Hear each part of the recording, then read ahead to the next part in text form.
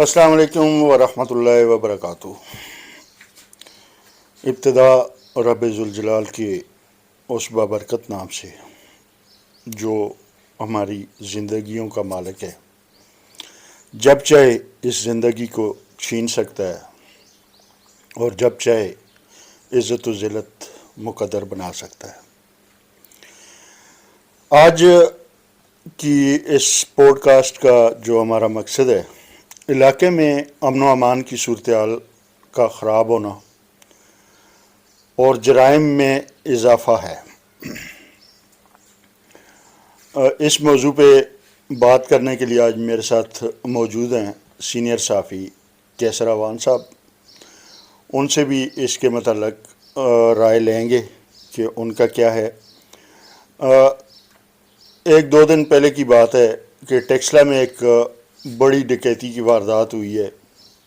ایک poultry shop سے 25 لاکھ روپے نقد کیش اور اس کے ساتھ مختلف وہاں کے اوزار اور مختلف چیزیں بھی ڈاکو لے گئے۔ بیسیکلی تو اس کے پیچھے اگر دیکھا جائے تو ہمارے اداروں کی بھی کمزوری ہے کہ جو امن و امان کی صورتحال اور ایسے لوگوں پہ کنٹرول نہیں کر پا رہے، اور دوسری طرف اگر دیکھا جائے تو ان جرائم کے بڑھنے کی وجوہات کیا ہیں۔ اس میں سب سے بڑی وجہ آج کل جو چل رہی ہے مہنگائی ہے۔ ہر بندہ مہنگائی کا شکار ہے اور اس کا نظام زندگی نہیں چل رہا۔ ان حالات پہ تفصیلی گفتگو کرنے سے پہلے میں شکریہ ادا کروں گا کیسر اعوان صاحب کا، اور ان سے پوچھوں گا کہ یہ جو ڈکیتی کی واردات ہوئی ہے پولٹری شاپ پہ، اس کے متعلق ذرا ہمیں تفصیل سے آگاہ کریں۔ جی کیسر صاحب۔ بہت شکریہ ذوالفقار خان ہیل صاحب، آپ نے مجھے بولنے کا موقع دیا۔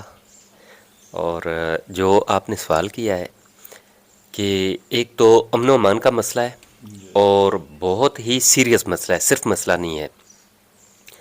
اوورآل ملک میں اگر دیکھیں تو چوری، ڈکیتی، رازنی، اور اس کے علاوہ اگر ہم وہ جو ہم نام بھی نہیں لینا چاہتے ویسی وارداتوں کا اگر ذکر کریں تو دستور ان میں اضافہ ہو رہا ہے۔ اور یہ پاکستان کے لیے، پاکستانیوں کے لیے اور ہمارے جو رہنمائیں ان کے لیے جو ملک کو چلاتے ہیں ان کے لیے بہت ہی فکر انگیز بات ہے۔ ہمیں دیکھیں دنیا ترقی کرتی جا رہی ہے اور ہم دن بدن پیچھے جا رہے ہیں۔ دنیا نے فارورڈ لگایا ہوا ہے، ہم بدستور ریورس میں جا رہے ہیں۔ اور جو آپ نے وہ ذکر کیا ڈکیتی کا جو ٹیکسلا میں ہوئی ہے پولٹری شاپ پہ، وہ بیسیکلی وہ شاپ نہیں ہے۔ ہم نے پوسٹ لگائی تھی تو اس پہ بہت زیادہ لوگوں نے اعتراض کیا تھا کہ ایک شاپ پہ اتنے پیسے کہاں سے آئے۔ تو حضور وہ اس کا جب میں نے کھوج لگایا، بلکہ مجھے رات کو جو ہمارے جنرل سیکرٹری ہیں نا پنجاب پولٹری ایسوسی ایشن کے، شیخ شعیب صاحب، ان کا فون آ گیا تو انہوں نے پھر مجھے اس جو ہے ڈکیتی کی واردات کی تفصیل دی۔ تو شاید آپ بھی سن رہے تھے فون پہ جب میں بات کر رہا تھا، تو انہوں نے بتایا کہ یہ سپلائر تھے پولٹری کے، نہ کہ یہ شاپ تھی، مطلب گودام سمجھ، ہول سیلر۔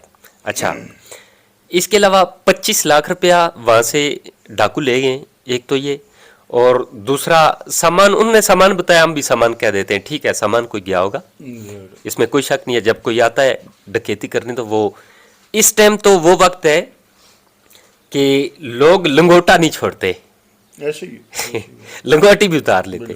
اچھا، تو بس بتانا یہی مقصود تھا۔ ہم نے جو پوسٹ لگائی تھی ڈکیتی کی، اس میں یہ کنفرم کیا گیا ہے شیخ شعیب صاحب کی طرف سے، جو پولٹری ایسوسی ایشن کے جنرل سیکرٹری ہیں پنجاب پورے کے، جو پارلیمنٹ وغیرہ یا ادھر ادھر جہاں کی میٹنگ ہوتی ہے تو یہی شریک ہوتے ہیں، اور یہ واقعات سے یہ بھی میں سب کو بتا دوں۔ تو ایک تو یہ کنفرم ہو گیا۔ دوسرا امن و امان کی صورتحال جو تھی وہ ہمارے برادر اسلامی بھائی کہہ لیں جی یا ہمارے ہمسائے ملک سے ہمارے جو مہمان تھے پٹھان افغانستان سے جو آئے ہوئے تھے، جی تو ان کا بہت زیادہ نام اچھل رہا تھا کہ چوریوں میں ڈکیتیوں میں یہ سب سے زیادہ انوالو ہوتے ہیں، جی اور ابھی ملک میں یہ ایشو چل رہا ہے کہ ان کو نکالا جا رہا ہے۔ ہاں جی تو اس پر میں بھی آپ سے اس پہ سوال کروں گا، صرف میں جواب نہیں دوں گا۔ میرا پوائنٹ آف ویو اگر سنیں تو یہ ایک بہت احسن اقدام ہے کہ ان کو ان کے ملک میں بھیجا جا رہا ہے، لیکن اس میں کچھ تکنیکی مسائل ہیں جو میری سمجھ میں آ رہے ہیں۔ دیکھیں ذوالفقار صاحب، ہم اس دنیا کے رہائشی ہیں۔ آج کل یہ دنیا جو ہے یہ گلوبل ولیج بن چکی ہے۔ بالکل یہ اب یہ نہیں رہا کہ یار یہ ہمارا کہیں دور دراز کا گاؤں ہے تو ہم شہر کے ساتھ کنیکٹڈ نہیں ہیں۔ آج وہ گاؤں پوری دنیا کے ساتھ کنیکٹڈ ہے۔ کسی گاؤں میں بھی آج کوئی مسئلہ ہوتا ہے ساری دنیا کو پتہ چل جاتا ہے۔ لہٰذا کہنا میں یہ چاہتا ہوں کہ یہ بہت اچھا کام ہے، ان کو جانا بہت پہلے چلے جانا چاہیے تھا۔ میں تو اس حق میں ہوں، ان کو بہت پہلے چلے جانا چاہیے تھا۔ اور یہ لوگ جب باتیں کرتے ہیں تو یہ پاکستان کو گالیاں دیتے ہیں، لیکن وہ ایک بات کرتے ہیں نا ساتھ، وہ کہتے ہیں جی آپ کے حکمران ہمارے نام کے پیسے کھاتے رہے ہیں۔ جو وہاں سے ان کو فنڈ آتا ہے، اقوام متحدہ سے کہہ لیں جہاں سے بھی کہہ لیں، کہیں سے تو کوئی تو طاقت ہے جو ان کو دیتی ہے۔ اچھا، ان کا کہنا یہ ہے کہ یہ ہمارے نام کا فنڈ کھاتے ہیں اور ہم تو صرف گھومتے ہیں نا آزاد، اور تو کوئی مسئلہ نہیں ہے۔ تو ٹھیک ہے، لیکن جس طرح جا رہے ہیں، جس طرح ان کو بھیجا جا رہا ہے، اس پہ میں تھوڑا سا میں اعتراض تو نہیں کرنے کے قابل، لیکن مجھے اس پہ تحفظات ہیں۔ صحیح ہے دیکھیں، کسی کو بھیجنا معاملہ نہیں ہے۔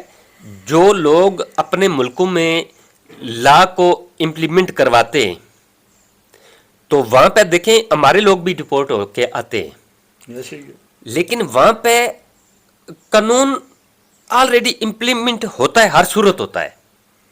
ہمارے ملک میں قانون امپلیمنٹ نہیں ہو رہا تھا، اب اچانک ہونا شروع ہو گیا ہے۔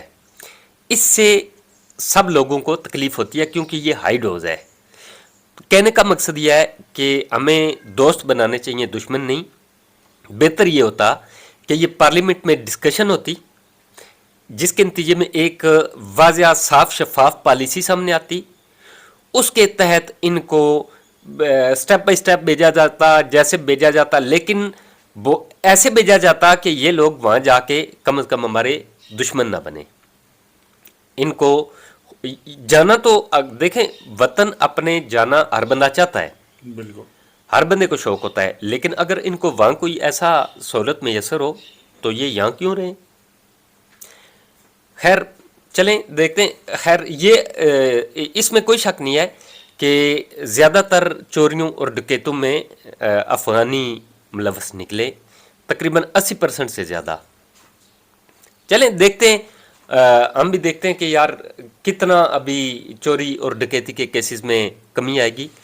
تو ابھی میں آپ سے اسی موضوع پہ پوچھتا ہوں سوال کہ آپ کیا کہتے ہیں، یہ ٹھیک ہوا ہے؟ کیسے صاحب، میری نظر میں ٹھیک ضرور ہے، اور اس کو امپلیمنٹ ہونا چاہیے اور ایک طریقہ کار کے تحت امپلیمنٹ ہونا چاہیے۔ ابھی یہ ہے کہ یہاں پہ اگر دیکھا جائے پاکستان کے اندر امن و امان کی صورتحال کو بگاڑنے میں ہمارے ان بھائیوں کا بہت بڑا کردار ہے۔ دہشت گردی کے واقعات میں آپ دیکھیں، گورنمنٹ کے آفیشلز بھی بتا چکے ہیں کہ جتنے بھی دہشت گردی کے واقعات ہو رہے ہیں ان کے پیچھے ان کا ہاتھ ہے، اور کوئی دہشت گردی کی ایسی واردات نہیں کہ جس میں افغان ملوث نہ ہوں، چاہے کسی کے بھی آپ پہ بھی ہیں۔ ان کو آپ کہہ رہے ہیں راہ کے سپورٹ کے سے کر رہے ہیں یا کسی اور ملک کی انٹیلیجنس کی مدد سے کر رہے ہیں، یہ تو مطلب بڑے لیول پہ ہوا۔ لوکل لیول پہ جتنی چوری ڈکیتیاں، لڑائی جھگڑے، فساد ہوتے ہیں، ان لوگوں میں بھی ان مسائل میں بھی یہ پیش ہیں۔ اب یہ دیکھیں کہ ایک تو انہوں نے تقریباً پاکستان کے، میں اپنے علاقے کے حوالے سے بات کروں گا، ٹیکسلا واہ کے حوالے سے، باقی کے حوالے سے نہیں بات کر رہا. یہاں پہ اگر دیکھا جائے تو 70% کاروبار جو ہے نا وہ افغانی چلا رہے ہیں, جن میں مین کاروبار موبائل شاپس ہیں, اس کے علاوہ کپڑے کی دکانیں ہیں, سبزی فروٹ کا کام ہے, اور کریانے میں بھی کافی حد تک ہیں. تو اب ان لوگوں کا رویہ پاکستانیوں کے ساتھ ایسا ہوتا ہے کہ جیسے ہم ان کے غلام ہیں, یہ ہمارے مہمان نہیں, ہم ان کے غلام ہیں اور ہم ان کی رعایا ہیں. یہ خصوصاً مردوں کے ساتھ تو پھر کسی حساب سے تھوڑا بہت پیش آ جاتے ہیں, لیکن دیکھنے میں یہ آیا ہے کہ خواتین اور بچوں کے ساتھ ان کا جو بیہیویئر ہوتا ہے وہ اتنا ایک تذلیل کا حامل ہوتا ہے کہ عورتیں کوشش کرتی ہیں کہ وہ خریداری کے لیے نکلیں ہی نہ. پھر ایک اور چیز یہ دیکھیں کہ جتنے کاروباری مواقع ہیں جن پہ پاکستانیوں کا حق ہے بحیثیت اس ملک کا شہری ہونے کے, ان پہ یہ قابض ہیں. پھر اگر لیبر کے حوالے سے دیکھا جائے تو انہوں نے وہاں بھی گند مچایا ہوا ہے. جہاں پہ پاکستانی مزدور نے 1,000 روپے کی دیہڑی پہ کام کرنا ہے, وہاں پہ یہ 1,000 میں 2 مزدور چلے جاتے ہیں. وہاں پہ پاکستانی کا حق مارا جاتا ہے اور یہ کام کر کے آ جاتے ہیں. اسی طرح اگر یہ دیکھا جائے کہ جو کہیں پہ اگر کوئی تھوڑی بہت کسی کے ساتھ, ظاہر ہے جب ایک گھر میں رہتے ہیں تو برتن بھی آپس میں ٹکراتے ہیں. جب محلے میں, کسی گلی میں, کسی ایسے ایریے میں جب یہ لوگ رہ رہے ہوتے ہیں, خدا نخواستہ کسی کی آپس میں تو میں ہوگی ان لوگوں کے ساتھ, تو ہمارے لوگ جو پاکستانی ہیں وہ کوشش کرتے ہیں ان کا بیچ بچاؤ کرانے کی. لیکن ان لوگوں کا یہ رویہ ہوتا ہے کہ اگر کسی ایک کے ساتھ آپ کی تو میں ہوئی ہے تو یہ 10 ہیں 20 ہیں جتنے بھی ہیں محلے میں, یہ اکٹھے ہو کے اس اکیلے بندے کو پڑ جاتے ہیں بجائے اس کے کہ بیچ بچاؤ کرائیں. مطلب اسی طرح یہ بھی چھوٹے لیول پہ ہے, لیکن ایک امن و امان کو بگاڑنے کی صورتحال ہے. رہی بات اس چیز کی کہ ان کو کس انداز میں بھیجا جا رہا ہے, اس پہ مجھے خود تحفظات ہیں کہ آپ کی بات کو میں فالو کروں گا کہ پارلیمنٹ میں اس پہ بحث ہوتی ہے, پراپر پالیسی بنائی جاتی, پھر ان لوگوں کو ایک ٹائم فریم دیا گیا ہے. لیکن اس طرح کے لوگوں کو جن کے کاروبارز ہیں یا دیگر مسائل ہیں, ان کو کچھ ایسا وقت دیا جاتا ہے کہ تاکہ وہ اگر اپنا کاروبار سیل کرنا چاہتے ہیں یا کچھ پراپرٹی ہے ان کی یا کوئی ایسی چیز ہے اس کو سیل کرنا چاہتے ہیں, تو اس کے لیے خاطر خواہ ان کو ٹائم ملنا چاہیے تھا تاکہ وہ اس ٹائم کو گین کر کے اپنے جو اثاثے ہیں ان کو محفوظ بنا سکیں. اب حالات یہ ہو چکے ہیں کہ یہ ان کو جس حساب سے نکالا جا رہا ہے, تو ان کی اگر 1,00,000 کی کوئی پراپرٹی ہے تو اب پاکستانی بھی ماشاءاللہ موقع کی تلاش میں ہوتے ہیں, یہ تو آپ کو پتہ ہے. تو اگر وہ 1,00,000 کی پراپرٹی ہے تو اب پاکستانی کوشش کر رہے ہیں کہ مجھے 20 یا 30 ہزار میں مل جائے, اور ہو بھی ایسا ہی رہا ہے. یہ چیزیں ہم نے گلی محلوں میں پھر کے بھی دیکھی ہیں, تو یہ تھوڑی سی ان کے ساتھ زیادتی ہو رہی ہے. پھر ایک کام اور بھی ہے جس کی طرف میں توجہ دلانا ضروری سمجھتا ہوں کہ کچھ لوگوں کے ساتھ ایسا کیا جا رہا ہے کہ ان کو مطلب میں ایک چھوٹی سی آپ کو مثال دوں. ہمارے محلے کی بات ہے, میں اس وقت محلے میں موجود نہیں تھا, لیکن بعد میں مجھے بتایا گیا کہ یہاں پہ ایک شاپ کے سامنے کھڑے ہو کے چند افغانیوں نے پاکستان کے حوالے سے بڑی نازیبہ گفتگو کی اور انتہائی غلیظ اور ننگی گالیاں پاکستان اور پاکستانیوں کو دیں کہ یہ ہمارے ساتھ ایسے کر رہے ہیں ایسے کر رہے ہیں. پھر اس چیز کو رپورٹ کیا گیا تھانے میں.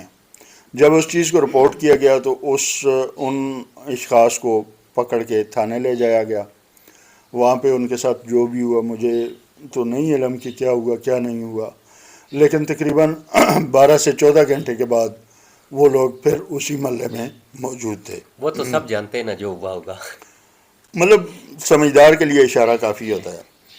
اب دیکھنے والی بات یہ ہے کہ ایسے شخص کو جس نے سر عام روڈ پہ کھڑے ہو کے ایک مارکیٹ کے اندر پاکستان اور پاکستانیوں کو ننگی گالیاں دی اور پھر اس کو گرفتاری کے بعد رہا کیسے کر دیا گیا.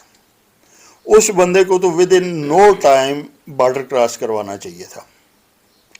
تو یہ بھی ہو رہا ہے اور ہمارا وہ ادارہ جو اس کام پہ محیط ہے، مجھے یہ امید ہے کہ اس مہم کے دوران اس کے ایک چھوٹے سے چھوٹا کارکن بھی کروڑ پتی انشاءاللہ ضرور بن جائے گا. اس پہ بھی میں آپ کی رائے لینا چاہوں گا. ذوالفقار صاحب یہ تو حالات سب جانتے ہیں، یہ کہنے کی اور بتانے کی ضرورت ہی نہیں پڑتی میرا خیال ہے. تو اللہ خیر کرے تو دن نہ ان کے ہمیشہ خراب رہیں گے نہ ہمارے خراب رہیں گے. دنوں نے پھرنا ہوتا ہے، ظاہر ہے چاہے تباہی کی طرف جائیں چاہے اچھائی کی طرف جائیں، ترقی کی ہر طرف اندھیرے جائیں، کے بعد روشنی ہے. دنوں نے پھرنا ہوتا ہے. اب ہم نے دیکھنا یہ ہے کہ آیا ان کے دن پھرتے ہیں. دیکھیں اس ٹائم افغانستان ترقی کر چکا ہے، بالکل. اس ٹائم وہ ہم سے بہتر پوزیشن میں. یہ 2.5 سال کے اندر جتنی وہ ترقی انہوں نے کی ہے، 77 سال میں ہم اتنی ترقی نہیں کر سکتے. نہیں کر سکے. ایک افغانی اور غالباً 3 روپے بنتے ہیں، مجھے صحیح سے پتہ نہیں ہے، لیکن یہ ہے کہ 3 یا 3.5 روپے بنتے ہیں. ان کی کرنسی ہم سے 3-4 گنا مضبوط ہے. بالکل. تو اسی طرح اگر ہم انڈیا کا موازنہ کریں اپنے ساتھ، کبھی انڈیا حسرت کیا کرتا تھا کہ ہم پاکستان کے ساتھ قدم سے قدم ملا کے یعنی اس کا مقابلہ کر سکیں پاکستان کا، بالکل. نہیں ہو سک رہا تھا نا. جی. تو انڈیا کی حسرت رہتی تھی.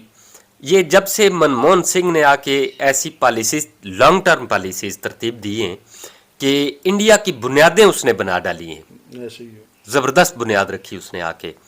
اور اصل میں جو ملک ترقی کرتے ہیں وہ لانگ ٹرم پالیسیز کے ذریعے ترقی کرتے ہیں. اور پاکستان میں پیٹ کو دیکھا جاتا ہے، میرے پیٹ میں نہیں ہے او یار کچھ بھی نہیں، اگر میرے پیٹ میں ہے یار کدھر ہے غریبی، کیا ہے کچھ بھی نہیں ہے، سب اچھا لگتا ہے، رنگین لگتا ہے، ہرا لگتا ہے. ایسے ہی ہے. تو پاکستانیوں سے میری گزارش ہے کہ یہ کام نہ کریں، ہرگز نہ کریں. یہ اگر تو آپ نے اپنی نسلوں کو سدھارنا ہے تو پھر پالیسیز کی طرف جائیں. اور کچھ عرصہ پہلے میں بڑا خوش ہوا تھا، ہماری پالیسیاں جو تھیں وہ لانگ ٹرم پالیسیوں کی بنیاد رکھی جا رہی تھی. لیکن اس کے بعد آپ کو پتہ ہے یہاں کسی حکومت کی بھی پالیسی چلنے نہیں دی جاتی، ایسے ہی ہے. تو وہ پالیسیاں ریورس ہوگی سمجھیں. تو ابھی امید ہے کہ آگے اس سے آگے ہمیں اس سے کوئی غرض نہیں ہے کون حکومت کر رہا ہے، ہمیں اس سے غرض ہے کہ ہم یہ دیکھتے ہیں کہ ہمارا ملک کدھر جا رہا ہے. ایسے ہی. اور ہم دیکھ رہے ہیں کہ ملک ریورس گیئر میں ہے. چاہے ترقی کے آپ دعوے کریں، چاہے آپ ہمیں آسمانوں پہ الٹا لٹک کے دکھائیں، بولیں ہم نے دیکھیں یہ ٹیکنالوجی ایجاد کر لیا. نہیں بھائی، ہم گراؤنڈ ریالٹی چیک کرتے ہیں، عوام کی قوت خرید چیک کرتے ہیں، سارا دن عوام میں ہوتے ہیں، عوام ہمیں آ کے بتاتی ہے، عوام تھانوں کے حالات بتاتی ہے، عوام ہمیں یہ بتاتی ہے کہ آج ہم نے کیا کھایا، یہ بھی بتا دیتی ہے کہ آج ہمیں نہیں ملا. ایسے ہی ہے. ہماری بے بسی ہے، ہم کسی کے لیے کچھ نہیں کر سکتے کیونکہ ہم بھی اسی عوام کا حصہ ہیں. جی. لیکن عوام بہت تنگ ہے. حکام سے درخواست ہے، اب حکام ہی میں کہہ سکتا ہوں، میں اب کسی کا نام لینا مجھے تو شرم آتی ہے، یقین کریں. میں اب کس کا نام لوں اور کس کے سامنے ہم فریاد کریں، کس کے سامنے گڑ گڑائیں. مطلب اس میں جتنے لوگ بیٹھے ہیں وہ ارریلیونٹ ہے. بس تو میں تو اتنا ہی کہہ سکتا ہوں کہ جن کا ان چیزوں سے تعلق ہی نہیں، بالکل وہ اس اداروں کو چلا رہے ہیں جن کا وہاں پہ کوئی حق ہی نہیں بنتا چلانے کا. جب ایسے ہوگا، مطلب میں اکثر وہ مثال دیتا ہوں، کل بھی میں نے اپنے ولاگ میں یہی کہا تھا کہ اگر آپ موچی سے درزی کا کام لیں گے، درزی سے چوکیدار کا کام لیں گے، چوکیدار سے آپ معیشت دان کا کام لیں گے، تو آپ کے حالات دن بدن دگرگوں ہی ہوتے چلے جائیں گے. بہتری کی آپ امید نہیں رکھ سکتے اس میں. ایسا ہی ہے. آگے آپ کیا مستقبل میں آپ کیا منظرنامہ دیکھ رہے ہیں، کیا حالات کدھر جا رہے ہیں؟ دیکھیں جی، اس میں مستقبل میں مجھے کچھ خاص بہتری نظر نہیں آ رہی. اب یہ دیکھیں کہ جو منرل فورم منعقد کیا گیا ہے پاکستان میں، اس کا کیا مقصد ہے، ہم کس کس کو دعوت دے رہے ہیں. دیکھیں ہمارے پاس میں نے کل ویلاگ میں بڑی تفصیل سے بتایا کہ ہمارے پاس کیا کچھ موجود ہے. خاص طور پہ ہمارے دو صوبے معدنیات سے مالا مال ہیں, مالا مال ہے. خیبر پختونخوا اور بلوچستان. اگر یہی منرلز ہم نکال کے خام مال کی صورت میں بیچیں گے تو کباڑ ہے, کباڑ کی ریٹ پہ ہم مرے جائیں گے. اگر ہم ان سے مختلف چیزیں بنا کے بیچتے ہیں, جس طرح لیتھیم ہے, اس وقت لیتھیم کی دنیا میں بڑی اہمیت چل رہی ہے, اس سے بیٹریز بن رہی ہیں جن پہ آپ کی کارز, بائکس, بسز تک, ٹرکوں تک چل رہے ہیں, الیکٹرک جو وہیکل آ رہی ہیں. اسی طرح دیگر معدنیات کو لے لیں, اگر ہم وہ چیز بنا کے اس کو مینوفیکچر کر کے بیچیں گے تو وہ ہمیں کئی گنا زیادہ منافع دے گی. اب اس میں ایک بات یہ کی جاتی ہے ہمارے حکام کی طرف سے یا ہمارے حکومتی اہلکاروں کی طرف سے, جی ہمارے پاس ریسورسز نہیں ہیں. ریسورسز نہ ہونے کا جواب میں ان کو دیتا ہوں. اس وقت 10 لاکھ سے میرا بلکہ 1 کروڑ سے زیادہ پاکستانی بیرون ممالک جا کے کام کر رہے ہیں. مین پاور ان لوگوں نے امپورٹ کی ہے ہم سے. ہمارے کاریگر, ہمارے ہنرمند لوگ وہاں جا کے ان کی خدمات سر انجام دے رہے ہیں. تو کیا ہم ایسی مین پاور پاکستان میں نہیں لا سکتے, ان کو دعوت نہیں دے سکتے, ان کو اچھی سیلریز دے کے, ان کو ہائر کر کے ہم لا کے وہی یہاں پہ انڈسٹری لگا کے انہی چیزوں سے مینوفیکچرنگ کر کے ہم اگر اس کو ایکسپورٹ کریں گے تو ہمارا ملک کہاں سے کہاں جائے گا؟ سر جی اگر ایسا ہو جائے نا, آپ وہ بات کر رہے ہیں جو ہونی چاہیے, ہونی چاہیے, لیکن ہوگی نہیں. اگر یہ ہو تو پھر وہ بڑے بڑے پیٹ کدھر جائیں, ان کو کہاں سے ملے گا؟ یہی مسئلہ ہے کہ جب ہم خام مال بیچتے ہیں تو اس میں ہمیں کمیشن زیادہ ملتا ہے, اور جب ہم اس کو مینوفیکچرنگ کر کے بیچیں گے تو وہ انڈسٹری کے پاس چلا جائے گا, اور انڈسٹری سے ہمیں کمیشن ملنے کی امید نہیں ہوتی, کیونکہ انڈسٹری جس نے لگانی ہے اس نے اپنا بھی پیٹ پالنا ہے, اپنے بچوں کا پیٹ بھی پالنا ہے. اب بار بار یہی کہا جا رہا ہے جی ہمارے پاس وہ ذرائع موجود نہیں ہیں جن سے ہم ان کو مطلب ایک صنعت کی شکل میں لا سکیں. سعودی عرب کو دیکھ لیں, عراق کو دیکھ لیں, ایران کو دیکھ لیں, دیگر عرب ممالک کو دیکھ لیں, یورپی ممالک کو دیکھ لیں کہ وہاں پہ باہر سے وہ کس لیے ہنرمندوں کو منگاتے ہیں. اسی لیے منگواتے ہیں کہ ان کے جو ذرائع ہوتے ہیں وہ ان کو ایک پروڈکٹ کی صورت میں سامنے لاتے ہیں اور اس پروڈکٹ کو پھر ایکسپورٹ کرتے ہیں. ہماری کمزوری یہ ہے کہ ہم خام مال باہر بھیج دیتے ہیں. ابھی ریگوٹیک کا منصوبہ دیکھیں کہ پہلے سے ایک کمپنی کو ٹھیکہ دیا گیا 50% پہ. کوئی بھی 50% پہ نہیں دیتا, آپ کی ملکیت ہے, آپ نے کیوں 50% پہ دیا؟ سب سے پہلے اعتراض تو میرا اس بات پہ ہے. 50% پہ ہم نے ان کو دیا, 50% رہ گیا حکومت کے پاس. اس 50% میں سے غالباً 15% جو ہے نا وہ ہم نے سعودی عرب کو بیچ دیا. وہ بھی تو اس میں سے بھی جو صوبائی حکومت ہے جی اس کا بھی کرنا ہے نا. وہی فیڈرل حکومت کا علیحدہ ہے, صوبائی کا علیحدہ میں ہے, اسی اس میں سے 15% سعودیہ کو چلا گیا, 15% سعودیہ کو چلا گیا, 10% صوبائی حکومت کو چلا گیا. پیچھے آپ کے پاس کیا رہ گیا؟ 25%. اب جو پرسوں یہ سمٹ ہوا ہے اس میں مزید ریکوڈیک کے لیے آفر کر دی گئی ہے کہ آپ مزید اس کے ایسیس خرید سکتے ہیں. اب اس 25% میں سے بھی آپ ایسیس اگر بیچ رہے ہیں تو آپ کے پاس کیا بچے گا؟ اس کا کیا مطلب ہے؟ یہ جہاں تک میں سمجھتا ہوں یہ ہے ڈھنگ ٹپاؤ پالیسی. وقتی طور پہ آپ نے اپنی حکومت کے 5 سال پورے کرنے ہیں, آپ جو کچھ بیچ سکتے ہیں بیچو.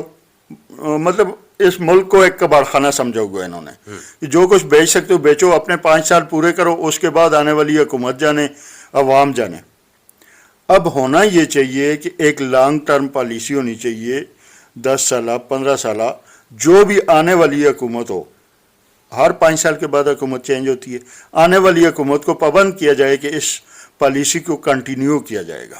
یہ پالیسی ذوالفقار خان آئے گی, لیکن مجھے امید ہے کہ سب کچھ بک جائے گا تو پھر آئے گی, پھر سارے کہیں گے دیکھیں جی ہم نے پالیسی بنا دی ہے. بالکل ایسے جب بیچ چکیں گے. ہاں جی جب تک یہ بک رہا ہے، جب تک یہ سارا کچھ مینجمنٹ ہو رہی ہے، تب تک آنی نہیں ہے، کیونکہ امپلیمنٹ ہونے کا خدشہ ہے. یہی چیز ہے. تو اب ہم اس پالیسی سے ڈرتے کیوں ہیں؟ سب سے بڑی وجہ یہ ہے، ایک تو ہماری کمیشن کی رائیں بند ہوتی ہیں، دوسرا ابھی صوبائی حکومتوں کو ایک ڈرافٹ بھیجا گیا ہے کہ آپ یہ بل پاس کریں جو منرلز کے حوالے سے. اس میں جو چیز سامنے آ رہی ہے یا رپورٹ ہو رہی ہے وہ یہ ہے کہ صوبوں کو 10% ایسا دیا جا رہا ہے جو اس کے مالک ہیں، باقی سارا ایس آئی ایف سی یا دیگر جو کمانڈ ہے ان کی اس کے حوالے ہو جائے گا. اب 90% کے ساتھ وہ کھیلیں گے. میں تو اس کو کھیلنا کہتا ہوں کہ اپنی نسلوں کو پروان چڑھائیں گے، اپنی نسلوں کے بارے میں سوچا جائے گا. اور آج تک ہماری بدقسمتی ہے کہ ہم جس کو بھی منتخب کر کے پارلیمنٹ میں بھیجتے ہیں وہ عوام کا نہیں سوچتا، وہ اپنی نسلوں کا سوچتا ہے. یہ ہماری ایک سب سے بڑی بدقسمتی ہے. تو باتیں کچھ سچی سے زیادہ تلخ ہوتی جا رہی ہیں، تو کوشش کریں گے. ٹائم بھی کافی ہو گیا، میرا ٹائم بھی کافی ہو گیا، تو کوشش کرتے ہیں انشاءاللہ نیکسٹ پروگرام میں ہم آپ کو مزید کچھ معلومات سے آگاہ کریں گے. تو کیسر اعوان صاحب کا بھی میں شکریہ ادا کروں گا کہ آج انہوں نے ہمیں وقت دیا. تو کنکلوڈنگ کے طور پہ میں چاہوں گا کہ کیسر اعوان صاحب مختصر سے وقت میں ہمیں اپنی آخری اور جامع تبصرے سے نواز دیں. اچھا، میں ایک اپیل کرنا چاہوں گا جی کہ آئندہ ٹیکسلا ٹائمز جی جو جہانگیر علی کا پیج ہے جی اس پہ، اور میرے 3 پیج ہیں، لیکن میرا کہیں نہ کہیں سے آپ اگر میری آئی ڈی کے ساتھ بھی جڑے ہوئے ہوں گے تو وہاں سے بھی آپ کو ہماری ویڈیو مل جائے گی. بالکل اور تیسرا ہارٹ لنک نیوز بالکل جو ذوالفقار خان صاحب کا پیج ہے اور یوٹیوب چینل ہے. تو ان تینوں میں ہماری کہیں نہ کہیں کوئی نہ کوئی ویڈیو آتی رہے گی. تو آپ لوگوں سے درخواست ہے کہ ذوالفقار خان صاحب کو، میرے پیج کو، اور ٹیکسلا ٹائمز تو آلریڈی بہت سارے لوگوں کے پاس ہے، اور جن کے پاس نہیں ہے وہ بھی فالو کر لیں جہانگیر علی کے پیج کو. تو یہاں تینوں پلیٹ فارمز پہ کہیں نہ کہیں ہماری کوئی نہ کوئی ویڈیو آتی رہے گی. بہت شکریہ. انشاءاللہ اس کے بعد ہماری بالکل تیاری کے ساتھ بات چیت ہوگی. یہ ہم تیار نہیں تھے بیسیکلی، یہ ہم صرف ایک راستہ ہموار کر رہے ہیں. بالکل آگے جا کے ہم بالکل تیاری کے ساتھ بیٹھیں گے اور بالکل فیکٹس اینڈ فگر پہ بات ہوگی اور دلیلے سے بات ہوگی. یہ میں بتا دوں، ہم یہ صرف راستہ ہموار کر رہے ہیں. آپ لوگ ہمارے ساتھ جڑیں گے تو جب ہم بات کریں گے نا اس ٹیون میں آ کے اور فیکٹس اینڈ فگر پہ، تو پھر آپ سب کو بھی پتہ چلے گا کہ ہمیں کیا پتہ ہے اور ہم کیا آپ کو بتاتے ہیں اور آپ کو کتنا پتہ ہے. یہ آپ کے رسپانس پہ انحصار کرتا ہے کہ